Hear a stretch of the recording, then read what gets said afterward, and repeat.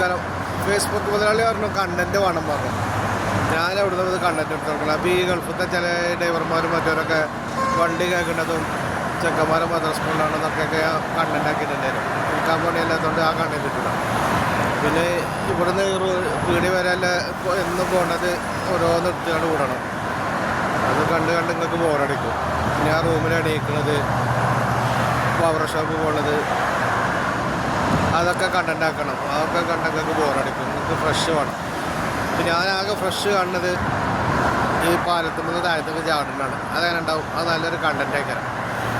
ആ കണ്ടൻറ്റ് കഴിഞ്ഞാൽ പിന്നെ എന്നെ കാണാൻ പറ്റില്ല. അതുകൊണ്ട് ഞാനത് ചെയ്യണമില്ല.